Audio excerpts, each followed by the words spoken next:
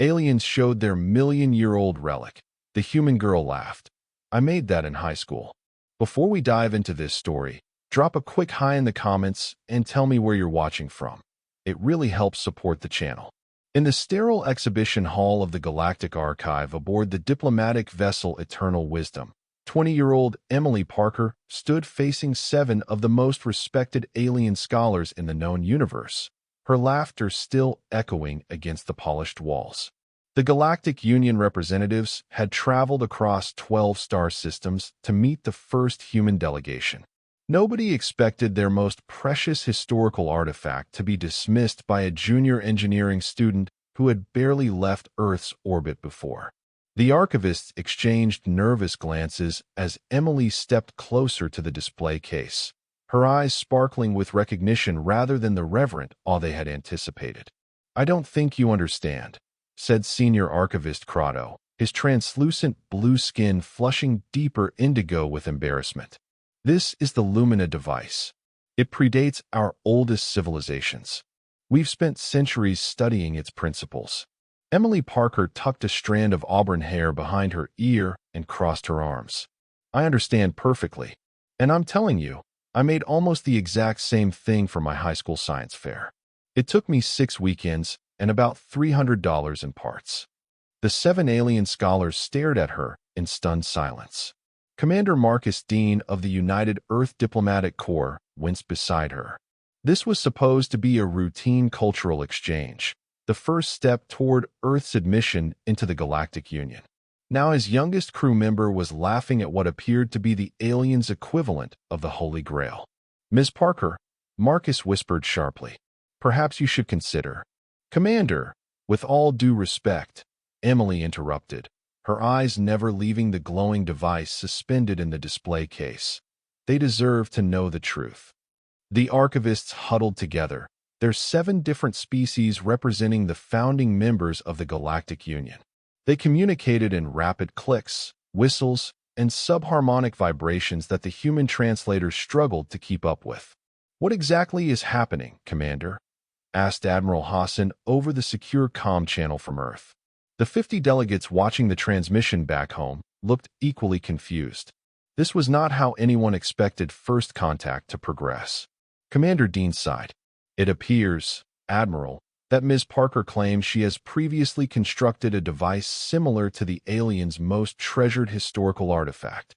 "Similar," Emily said, stepping closer to the case. "It's practically identical, except mine had better power efficiency. Those diodes are wired in a way that creates unnecessary resistance." She pointed to a section of the floating crystalline structure that pulsed with internal blue light. Senior Archivist Crotto turned all 4 of his eyes toward Emily. "Human Parker, you understand the function of the Lumina device?" "Well, yeah," she replied with a shrug. "It's a quantum field harmonizer with embedded consciousness reactive elements." She gestured toward the pulsing crystal at its center. "That crystal matrix looks like it uses electron spin to store data, but the real genius is how it uses quantum entanglement to transmit information instantaneously regardless of distance." The silence that followed was absolute. Even the soft hum of the ship's environmental systems seemed to fade away. "We have spent 1,000 years studying this device," said Crotto slowly, his voice barely above a whisper. "The finest minds from 7 species working together, and we have only recently begun to grasp these principles." Emily blinked. "Oh." Commander Dean fought the urge to cover his face with his hands. "Ms. Parker, perhaps you could elaborate on where you encountered the designs for such a device?" Emily shifted uncomfortably, suddenly aware of the tension in the room.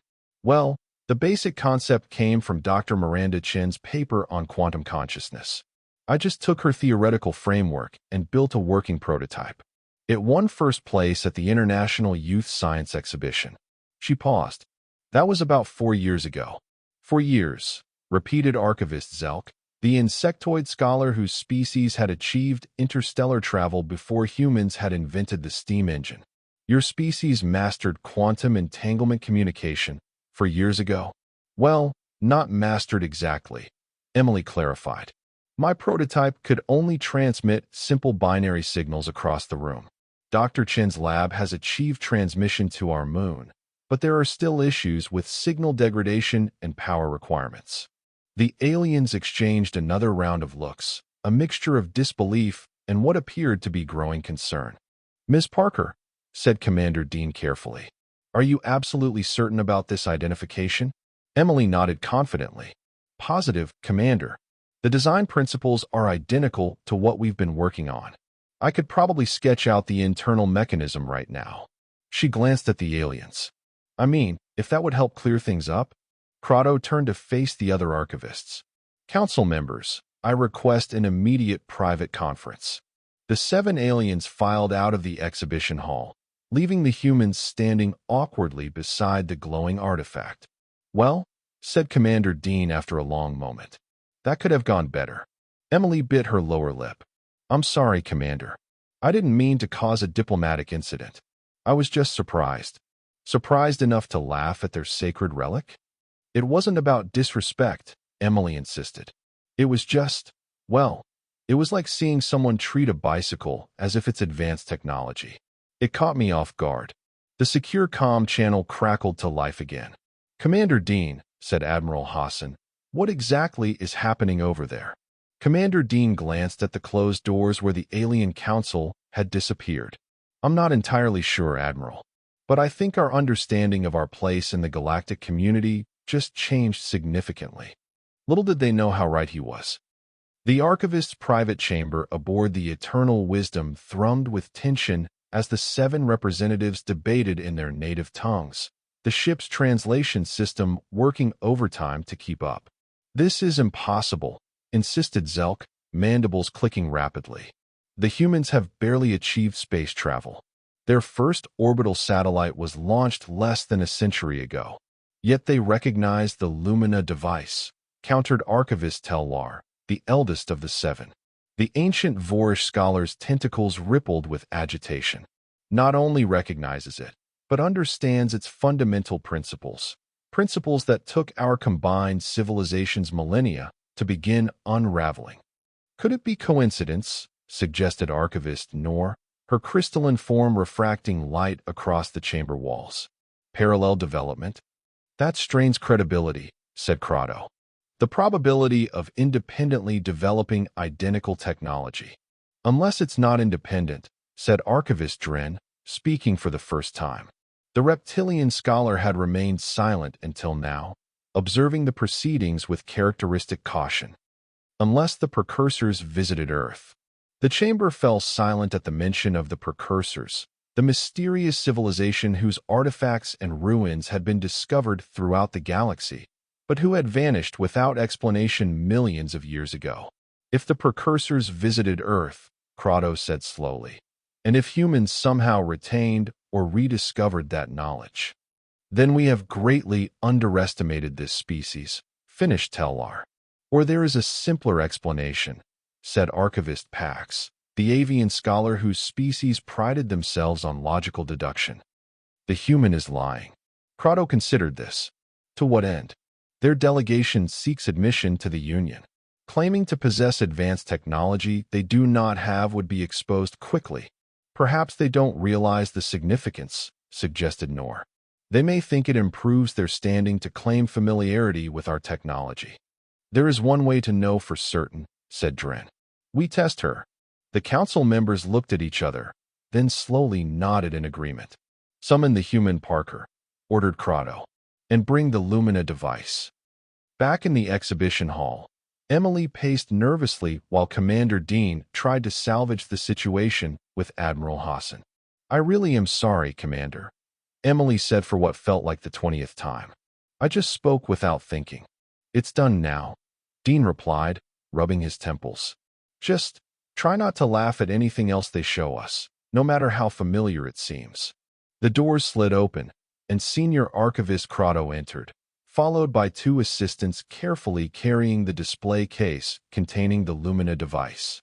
"Human Parker," said Crotto formally, "the Council requests your assistance."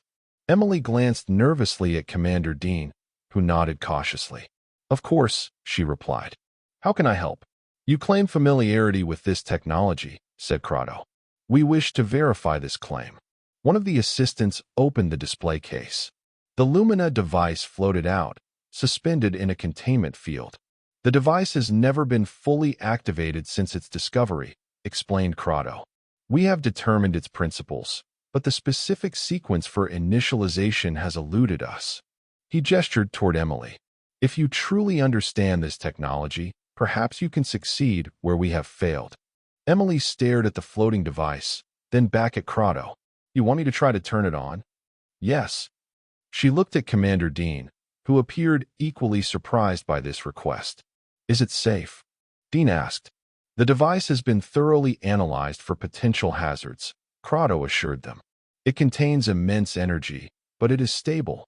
Emily stepped forward hesitantly. I'll try, but I can't promise anything.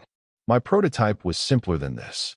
Crotto deactivated the containment field, allowing the device to settle onto a pedestal. Up close, Emily could see the intricate patterns etched into its crystalline surface, patterns that reminded her of circuit diagrams, but with an organic, flowing quality. May I? She asked, gesturing toward the device. Crotto nodded. Emily carefully placed her hands on either side of the crystal, feeling a slight vibration against her palms. The sensation was familiar, similar to the prototype she had built, but far more refined. The activation sequence likely requires specific energy inputs, she said, slipping unconsciously into the focused state she entered when working on technical problems. The crystal matrix responds to electromagnetic fields, including those generated by conscious thought. She closed her eyes, remembering the principles from Dr. Chen's papers. Quantum systems could become entangled with consciousness under very specific conditions. Her prototype had required precise calibration to achieve even minimal results. I think, she began, then paused as she felt the device warming beneath her touch. There's a resonance pattern, like tuning an instrument. The aliens watched intently as Emily adjusted her grip, fingers finding specific points on the crystal's surface as if by instinct. The blue glow within the device began to pulse in rhythm with her breathing. It's responding to her, whispered one of the assistants. Emily felt something click into place, not physically, but in the energy pattern flowing through the device. The crystal's glow intensified, and small filaments of light began to extend outward, forming a complex three-dimensional lattice around her hands. I think I've got it, she said softly. It's a matter of matching the quantum state to your own consciousness pattern. Like finding the right frequency. The lattice of light expanded further, filling the space above the pedestal with a shimmering network that reminded Emily of neural connections. At the center, the crystal now pulsed with a bright, steady light. Remarkable, breathed Crotto. In minutes, she has achieved what we could not in centuries. Emily opened her eyes and gasped at the beautiful structure hovering before her. It's a three-dimensional representation of quantum states, she said, voice filled with wonder. But much more complex than anything we've achieved. The resolution is incredible.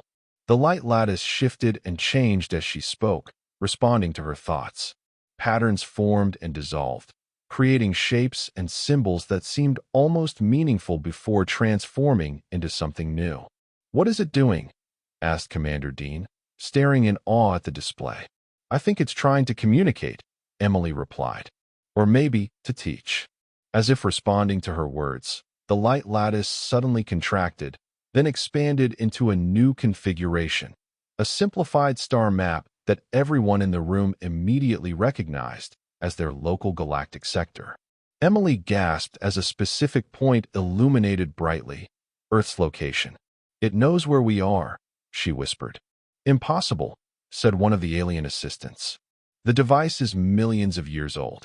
The star map shifted again, zooming outward to show more of the galaxy. New points of light appeared, hundreds of them, scattered across the spiral arms in a pattern that seemed deliberately placed. Those aren't random, said Emily. They form a pattern. She stepped back from the device, though it continued to respond to her presence. I think they're locations. Crotto stepped forward, mandibles clicking rapidly in what Emily had come to recognize as agitation. Those are the locations of every major precursor artifact discovered in the galaxy. Plus some we haven't found yet, added one of the assistants, pointing to several lights in unexplored regions. And Earth is marked as one of them, said Commander Dean, the implication dawning on him. Does that mean the precursors were on Earth? Confirmed Crotto. But there's more. He pointed to the bright point marking Earth's location. The signature is different from the others. Stronger. The light lattice shifted again, contracting back into a more abstract pattern that pulsed and flowed around the central crystal. Emily felt drawn to it once more and carefully placed her hands near the pattern. It responded immediately, expanding to envelop her fingers without actually touching them. It's like it recognizes me, she said softly. Perhaps it does, said a new voice. Emily turned to see that the entire council of archivists had entered the room and were watching the proceedings with intense interest. Archivist Tellar, the ancient Vorish scholar, moved forward on his hovering platform. Human Parker, you have demonstrated an innate understanding of this technology that should be impossible for your species. His voice was gentle but probing. How do you explain this? Emily shook her head. I honestly don't know. The basic principles are similar to what we've been researching on Earth, but this device is far more advanced.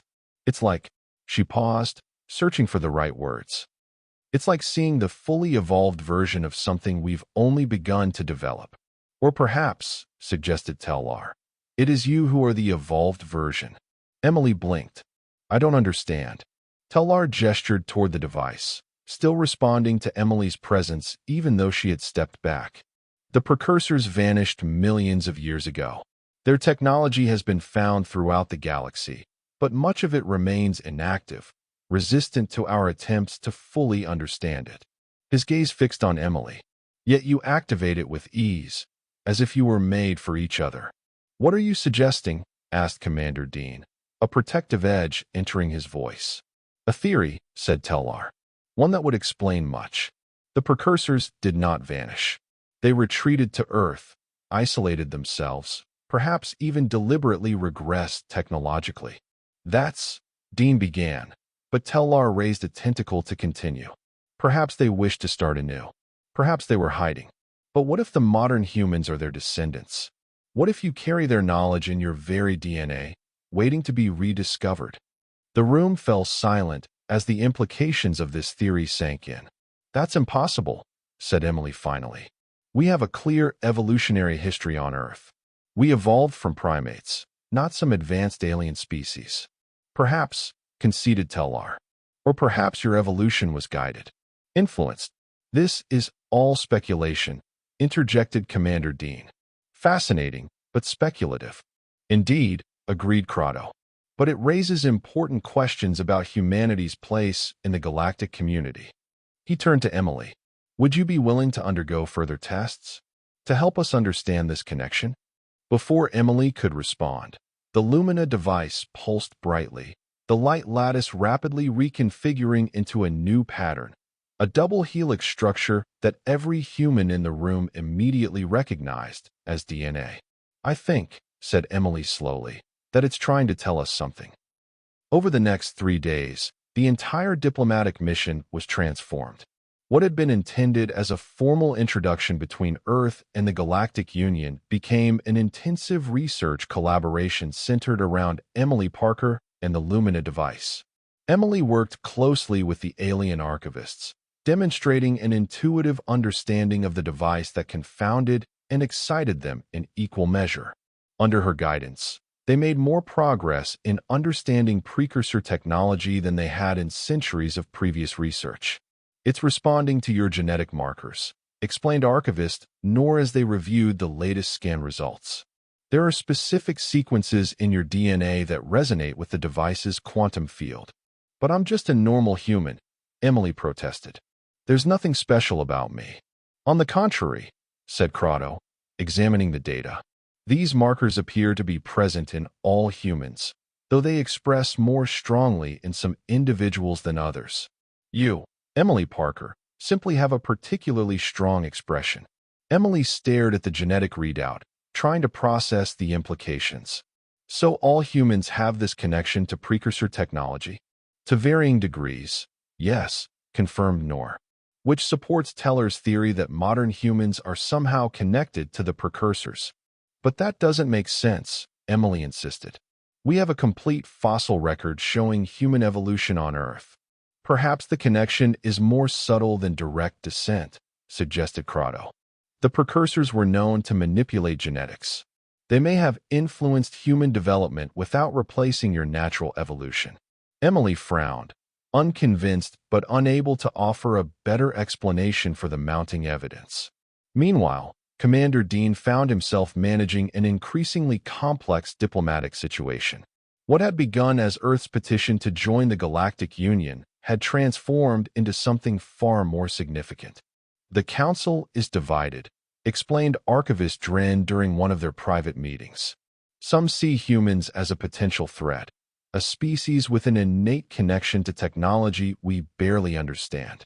Others see you as the key to unlocking the precursor's legacy. And what do you believe? Asked Dean.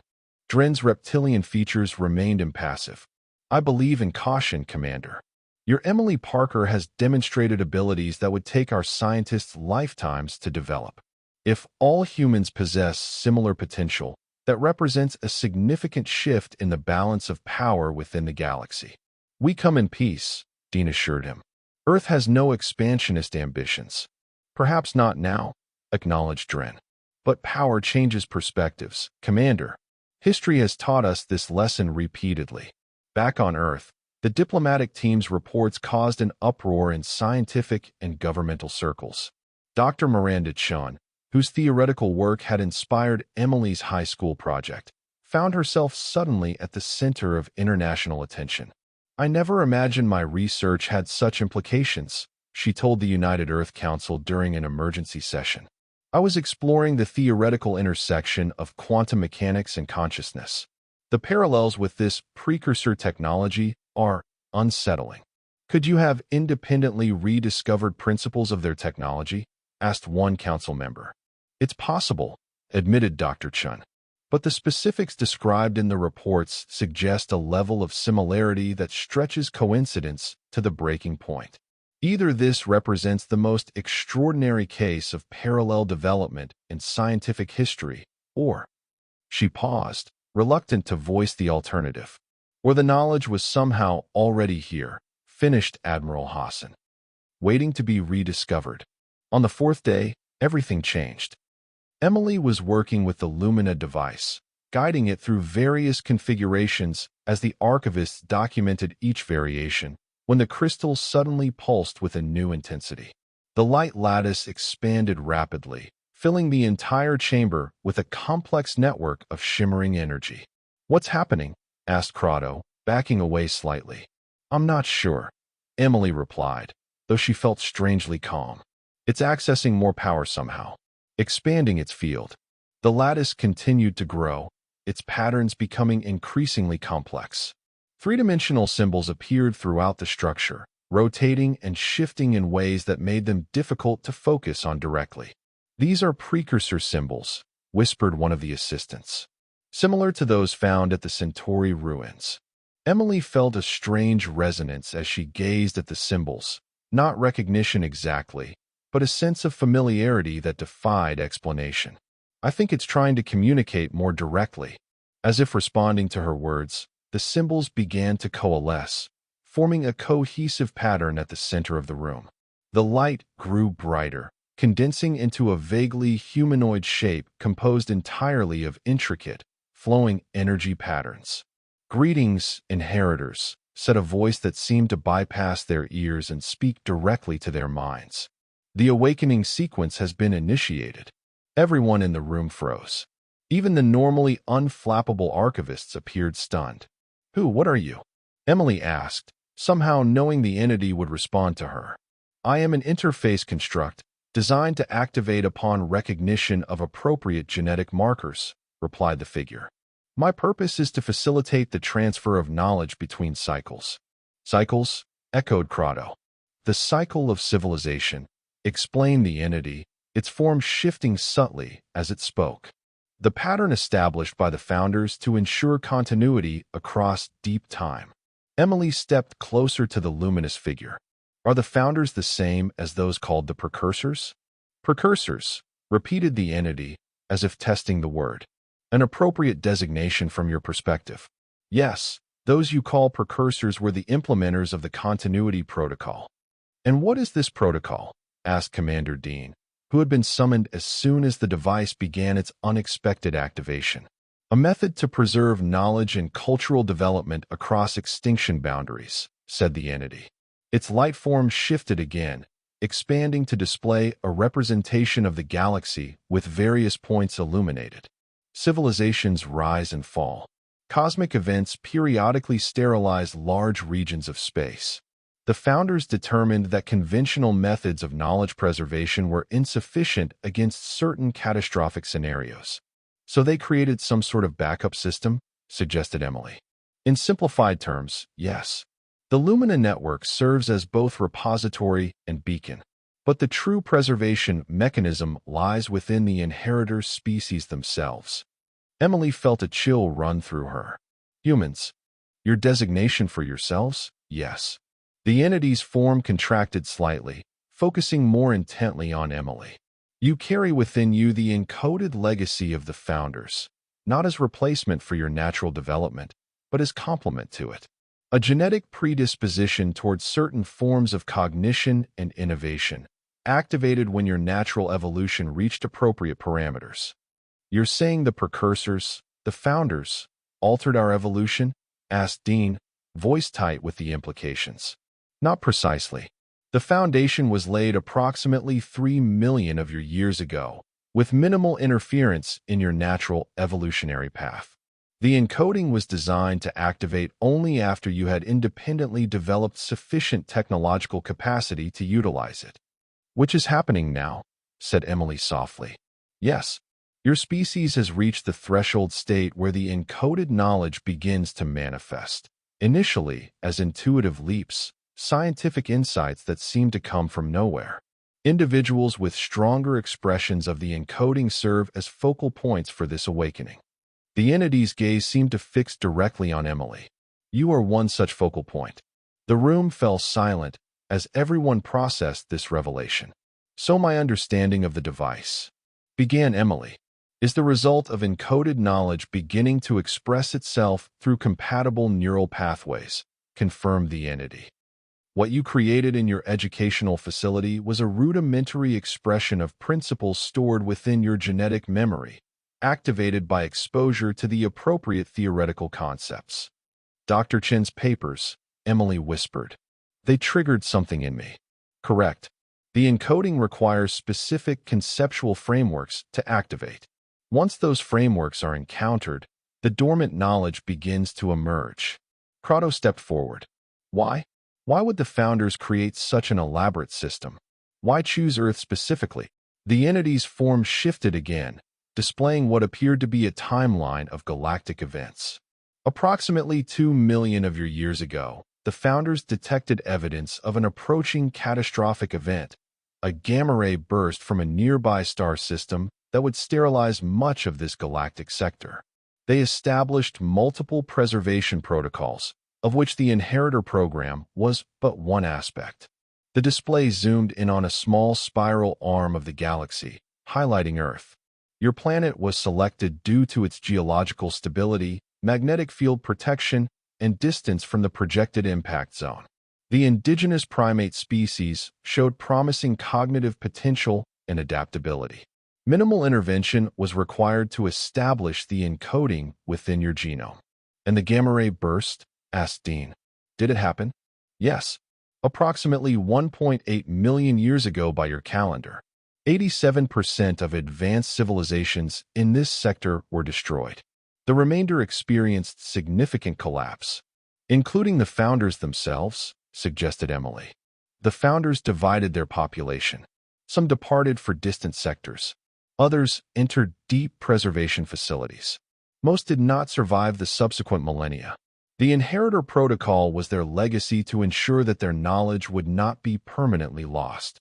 Archivist Tellar moved forward, his ancient eyes fixed on the luminous entity. And now? What happens now that the protocol has been activated?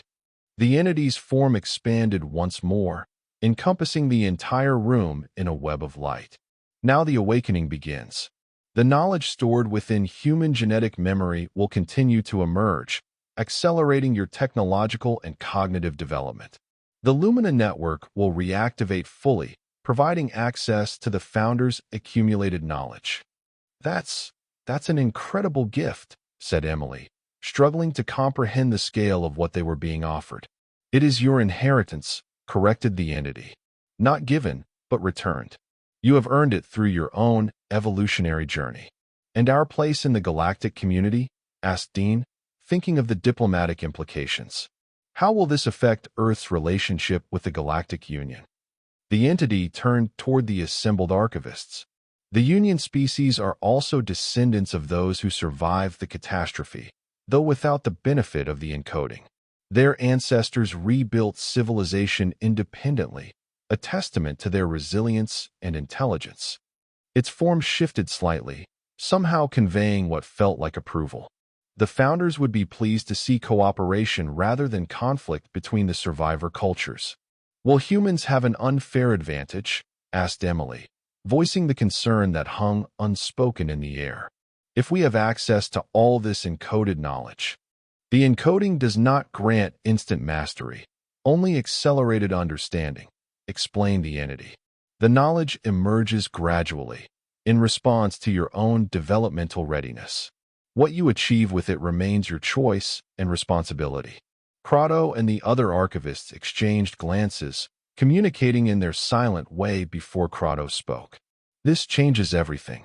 The Union Council must be informed immediately. Indeed, agreed the entity. The awakening of an inheritor species signifies a new phase in the restoration plan. Cooperation will benefit all survivor cultures. And if there isn't cooperation, asked Dean cautiously. The entity's form pulsed once.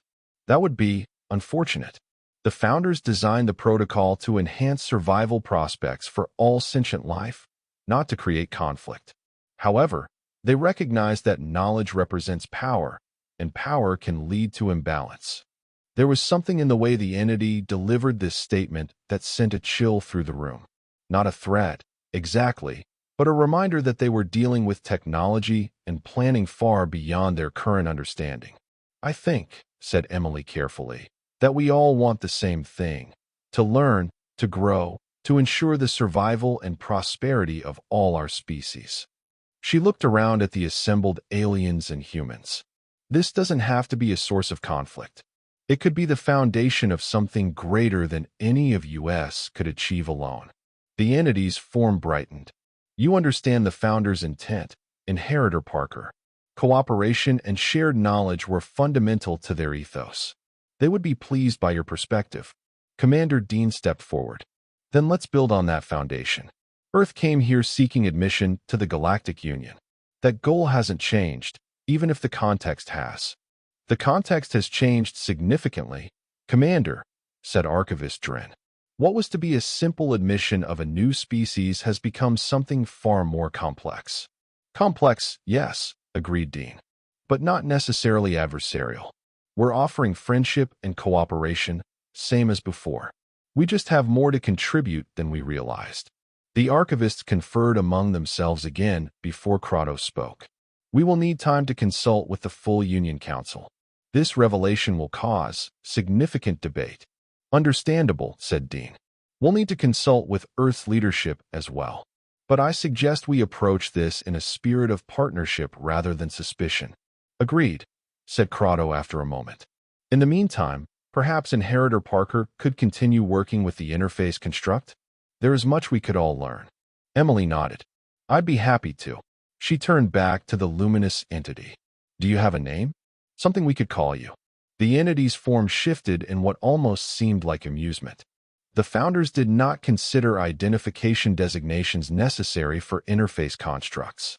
However, for ease of communication, you may assign one if you wish. Emily thought for a moment. How about Lumina? Since you came from the Lumina device. Lumina, repeated the entity, testing the sound.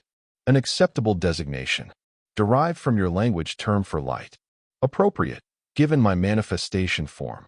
Lumina it is, then, said Emily with a smile. As the others filed out to make their reports and begin the complex diplomatic discussions that would follow, Emily remained with the newly named Lumina, fascinated by the knowledge it offered, knowledge that, in some strange way, had been within her all along. I have a question, she said once they were relatively alone. When I first saw the Lumina device, I laughed because it seemed so familiar. Was that the encoding recognizing itself? Partially, replied Lumina. The encoding creates resonance between compatible technologies and your neural pathways. But your reaction was also distinctly human. Finding humor in unexpected situations is a cognitive trait the founders found particularly interesting in your species. They studied us that closely. They admired your potential. Your adaptability, creativity, and resilience reminded them of their own early development. Lumina's form shifted again, creating patterns that seemed almost nostalgic somehow. The encoding was never meant to override these qualities, but to enhance them. Your inherent humanity remains your greatest strength. Emily considered this. So when I built that device in high school, it wasn't just the encoding. It was also me, my own creativity and work. Precisely. The encoding provided intuitive connections, but the implementation was yours. The founders believed strongly in earned knowledge, understanding gained through effort and experience rather than simply granted. That's actually reassuring, said Emily. I'd hate to think everything I've accomplished was just some ancient program running in my DNA. The program, as you call it, merely opens doors. You choose which to walk through, and what you build beyond them. Lumina's form brightened. The founders would be most pleased with what you've accomplished, Emily Parker, both with the device you created and with your response to discovering your heritage. Emily smiled, feeling a strange mixture of pride and humility. I still have so many questions. As do I, came Crotto's voice from the doorway. The senior archivist had returned alone. If I may join you? Of course, said Emily, gesturing him forward. Crotto approached, his 4 eyes blinking in sequence, a sign of deep thought among his species. I have devoted my entire life to studying the artifacts of those we called the precursors, to stand in the presence of their knowledge, to speak with even a fragment of their creation. He turned his gaze to Lumina. It is the fulfillment of a dream I never dared to hold. The founders would be honored by your dedication, Archivist Crotto, said Lumina. The preservation and study of knowledge was central to their philosophy. And yet, they chose humans as their inheritors, not my kind, said Crotto, without bitterness but with genuine curiosity. The choice was not a judgment of worthiness, explained Lumina. Your species had not yet evolved to its current state when the encoding protocol was implemented. The selection criteria were specific to the conditions and species available at that time. I understand, said Crotto. And yet, I find myself wondering what this means for the future, for the balance between our civilizations. Emily sensed his concern. If it helps, we're as surprised by all this as you are. Earth didn't come here looking to claim some special status or power. We just wanted to join the galactic community as equals. And now, we still want that, Emily assured him, but with the understanding that we all have unique contributions to make. Your civilizations have achieved amazing things without any encoded knowledge. That's incredibly impressive. Crotto's skin flushed a lighter blue, a sign of pleasure in his species. You are kind to say so.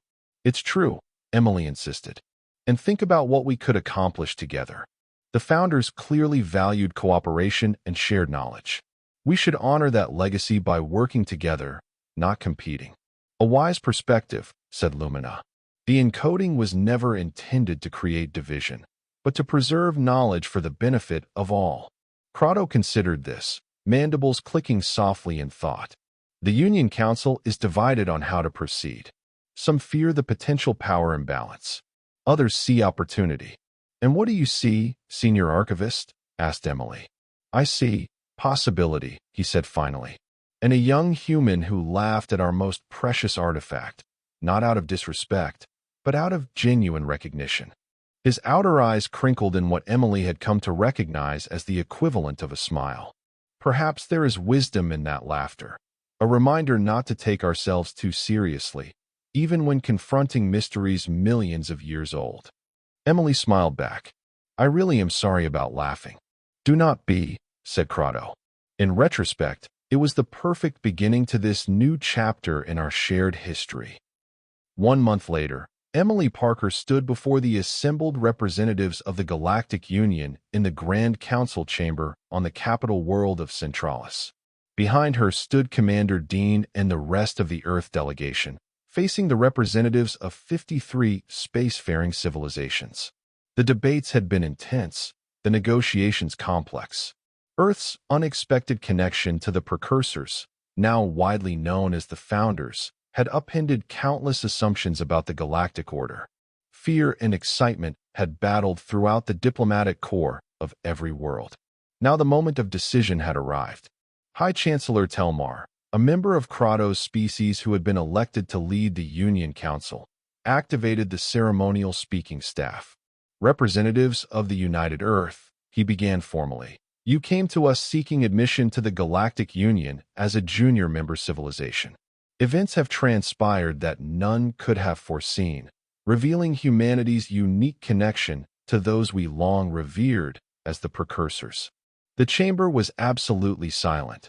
Every representative focused intently on the proceedings. This revelation has caused us to reconsider many assumptions, to debate extensively the implications for our collective future. Telmar paused, surveying the chamber. Some feared that humanity's inherent connection to founder technology would create an unacceptable power imbalance. Others saw opportunity in this connection, a bridge to knowledge long sought. Emily held her breath. The past month had been a whirlwind of diplomatic meetings, scientific exchanges, and cultural introductions. She had worked extensively with both Union scientists and the Lumina interface, helping to establish communication protocols and knowledge-sharing frameworks. After extensive deliberation, continued Telmar, the Union Council has reached its decision. Another pause, this one seemingly endless.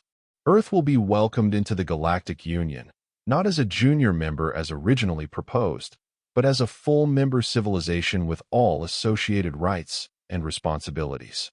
A murmur ran through the chamber, not surprise, as the decision had been carefully negotiated beforehand, but the release of tension as the formal announcement was finally made. Furthermore, added Telmar, raising his voice slightly, we announced the establishment of the Founder Legacy Initiative, a collaborative research program open to all Union members, dedicated to the responsible exploration and implementation of the knowledge preserved through humanity's encoded heritage. Emily felt a weight lift from her shoulders. This had been her primary concern throughout the negotiations, ensuring that the knowledge would be shared rather than hoarded, used for the benefit of all species rather than as a source of power for Earth alone. Humanity has demonstrated wisdom beyond their years in their approach to this discovery, said Telmar, his outer eyes finding Emily in the delegation. They have offered partnership rather than dominance, cooperation rather than competition. In doing so, they have honored the apparent intentions of the founders themselves. Commander Dean stepped forward, accepting the ceremonial Union emblem from Telmar's assistant. On behalf of Earth and humanity, we accept membership in the Galactic Union with gratitude and commitment to our shared future. The knowledge preserved by the founders belongs to all sentient life, not to humans alone. We look forward to exploring this legacy together, as equals and as friends. The formal ceremonies continued for several hours, filled with speeches, symbolic exchanges, and the signing of numerous treaties and agreements. Throughout it all, Emily found her mind returning to that first moment in the exhibition hall, the shocked silence when she had laughed at the million-year-old relic. Later, at the reception that followed, Emily found herself approached by a familiar figure, Senior Archivist Crotto, now appointed as co-director of the Founder Legacy Initiative alongside Dr. Miranda Chen from Earth. Inheritor Parker. He greeted her formally. then switched to the more casual tone they had developed during their work together. Or should I say, Professor Parker, given your new appointment? Emily smiled. The offer of a research professorship at the newly established Galactic University had been unexpected but welcome. Still feels strange to hear that title. A month ago, I was just a junior engineering student. A month ago, many things were different, observed Crotto. The Union had never admitted a new member with full status immediately. Humans were thought to be a young, relatively unremarkable species, and no one had ever laughed at the Lumina device. Emily winced slightly. Are people still talking about that? It has become something of a legend already, admitted Crotto, his skin flushing with amusement.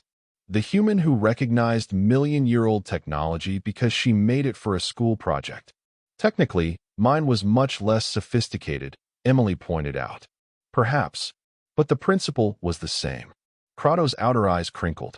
In our obsession with the artifact's age and mystery, we failed to focus sufficiently on its function and design.